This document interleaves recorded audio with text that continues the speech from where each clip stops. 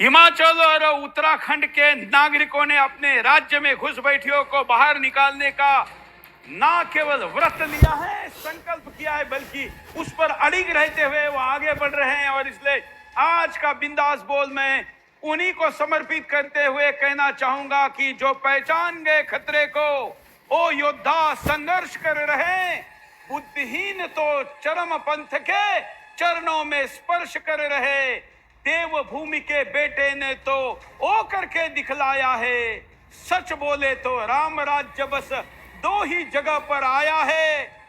जनता NRC पर मुहर लगाई, उत्तराखंड और हिमाचल ने, बाकी भारत कब जागेगा ये पूछा है विंध्याचल ने। महाराष्ट्र के हालातों पर तो रक्त हमारा जलता है, बांग्लादेशी तान के सीना जब धरती पर चलता है। वीर मराठों ने जो भूमि रक्त से अपनी सींची है, उस धरती पर हरे रंग ने लक्ष्मण रेखा खींची है। पर आशा के साथ, विश्वास के साथ कहता हूं, आज नहीं तो कल हम सबको, आज नहीं तो कल हम सबको ऐसा ही बिगुल बजाना होगा। किसी भी बिल में हो घुसपैठिए, उन सबको भगाना होगा। नमस्कार, मैं हूं सूरज चौहान की और आप देख रहे हैं बिंदास बोल। आज का बिंदास बोल आपके सामने लेकर आया हूं। हिमाचल उत्तराखंड में घुसपैठियों को जिस प्रकार से भगाया जा रहा है, जनता एनआरसी लेकर हम महाराष्ट्र में आंदोलन करें, लेकिन सुदर्शन पर जब से यह घोषणा हुई है हिंदी में, तब से कई राज्यों में इसकी कार्रवाइयां भी शुरू हुई है, कई जगह धरपकड़ शुरू हो गई है, इनकी गिरफ्तारियां शुरू हुई है। महाराष्ट्र में तो खैर बहुत बड़े पैमाने पर कार्रवाई चल ही रही है, लेकिन मैं आपके सामने आज जो लेकर आया हूं वो लेकर आया हूं कि कैसे हम आपको उत्तराखंड और देवभूमि हिमाचल के नागरिकों से सीखना चाहिए, समझना चाहिए। आइए पहला वीडियो आपको दिखाता हूं। मैं अतिथियों के पास चलता हूं, और भी कई डॉक्यूमेंट और कई वीडियो हमारे साथ है। अभी इस समय आपके स्क्रीन पर हम 8 लोग आपको इस पूरी घटना की जानकारी देने के लिए हैं। पहले तरह हिमाचल वालों के पास ही चलते हैं, जिसमें आपके सामने ये सारी जानकारी आपने अभी देखी। आपका क्या कहना है राकेश? सुरेश भाई साहब, सबसे पहले आपका बहुत बहुत धन्यवाद। समय समय पर हमें अपना बात रखने का सुदर्शन पर मौका मिलता है। मैं आपको बात बताऊं तो गिरिराज जी भाई साहब कह रहे थे कि उत्तराखंड में करण मेहरा जी कर रहे हैं। बिल्कुल ये कुछ नहीं कर रहे हैं, सिर्फ राजनीति कर रहे हैं। कह रहे हैं कि आप उत्तराखंड का माहौल खराब कर रहे हैं। यदि हम कहीं बात उठा रहे हैं तो ये कह रहे हैं कि आप जो है यहाँ पे शांति नहीं चाह रहे हैं, सुनिए जो षड्यंत्र है। जबकि मैं बता देना चाहता हूँ सुरेश भाई साहब, उत्तराखंड के अंदर यदि उत्तराखंड का माहौल खराब हो रहा है, उसकी सबसे बड़ी जिम्मेदार कांग्रेस पूर्व की कांग्रेस सरकार है, जिसने इनके सभी मदरसों को फंडिंग करी, सभी के सभी सरकारी योजनाओं से इनके कब्रिस्तानों की लाइनें लगवाई, कब्रिस्तानों की बाउंड्री बनवाई, और लाखों रुपए जो हिंदुओं के मंदिरों से आते थे वो मुसलमानों को उत्तराखंड के बांटने का काम किया।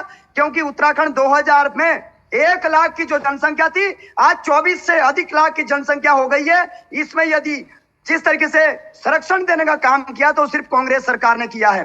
फिर आपको बता दूं, परसों उत्तरकाशी के अंदर लाठी चार्ज हुई, उत्तरकाशी के अंदर जिस तरीके से खून खराबा हुआ, पत्थरबाजी हुई, उससे ठीक 1 दिन पहले कांग्रेस की उत्तरकाशी की लोग जाते हैं और कहते हैं कि इन लोगों को बंद कीजिए, यहाँ जामा मस्जिद है, ये है वो। शर्म आनी चाहिए कि पहाड़ियत और उत्तराखंडियत आप लोगों ने बेच दी है, और बेचने के बाद तो भाजपा है, काम कर रहे हैं। भाजपा पे कहीं उंगली नहीं उठा रहे। बिल्कुल भाजपा के लोग भी उंगली उठा रहे हैं, गिरिराज जी भाई साहब। और मैं आपको बता दूं, ये बिल्कुल गलत बात है कि मुसलमानों को संरक्षण भाजपा की है। और आप हिंदू है, सबसे पहले राजनीति का बाहर में कांग्रेस हो, बीजेपी हो, जो क्रिएशन भाजपा की है। आने के समय में उत्तराखंड की जनता मुंह तोड़ जवाब देने का काम करेगी। मैं बताऊं जिस तरीके से मैं तो कह रहा हूं कि डीजीपी उत्तराखंड को जांच करनी चाहिए कि कहीं ना कहीं भाजपा के एजेंट के रूप में काम कर रहे हैं। एजेंट के रूप में नहीं, यदि भाजपा सरकार में तो आप लोग विरोध क्यों नहीं कर रहे हैं? कांग्रेस को गिरिराज जी भाई साहब, विरोध क्यों नहीं कर रहे हैं आप लोग? क्यों कर रहे हैं कि राजनीति? हरीश रावत जी मैं चैनल पे आके डिबेट में इस बात को रख रहा हूँ कि वाकई अगर वो बैडेली में घुसा है तो सवाल सरकार से भी बनते हैं।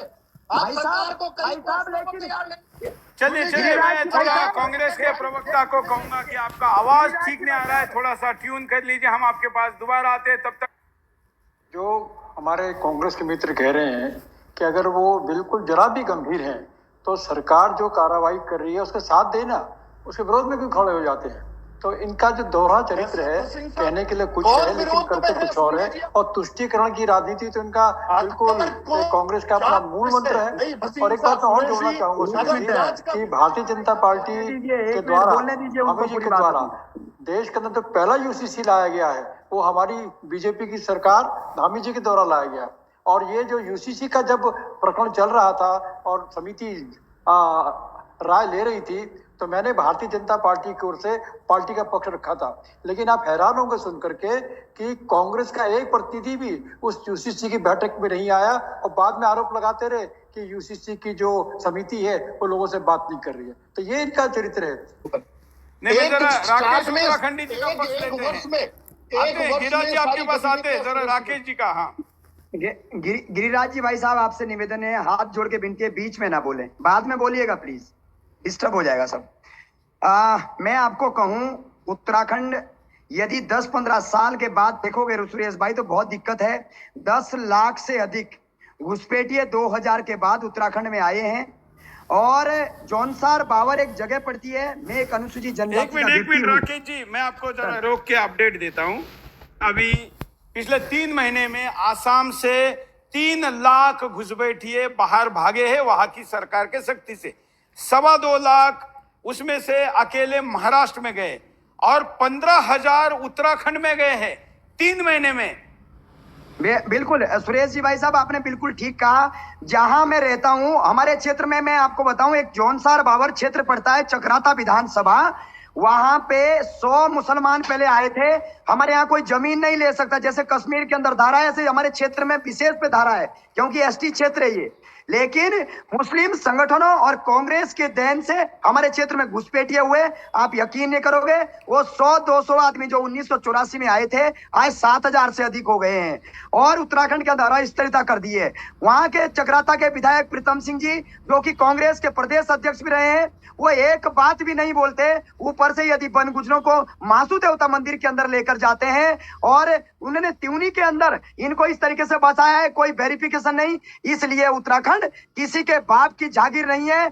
हम यदि बाहर से आने वाला कोई भी व्यक्ति यहाँ पे आएगा तो शस्त्र और शास्त्र हम दोनों का ज्ञान जानते हैं। मैं आपके चैनल के माध्यम से कहना चाहता हूं कि पहाड़ में जहां भी जिहादी नाई है, जहां भी इनकी दुकानें हैं, सभी से हाथ जोड़कर विनती है, इन सभी की दुकानें खाली करवाएं, क्योंकि लव जिहाद, लैंड जिहाद, व्यापार जिहाद, थूक जिहाद, मूत जिहाद, ये सब लोग कर रहे हैं। और तत्काल प्रभाव से पूरे उत्तराखंड को यदि प्रोटेक्ट करना है तो राजनीति से ऊपर उठ के आना पड़ेगा और उत्तराखंड को बचाना पड़ेगा, क्योंकि आने वाले समय में उत्तराखंड बिल्कुल कश्मीर का हिस्सा बन जाएगा। अभी उत्तरकाशी के अंदर पत्थरबाजी आपने देखी होगी, इससे पहले संजौली के अंदर, ऐसे क्या दिक्कत है भाई?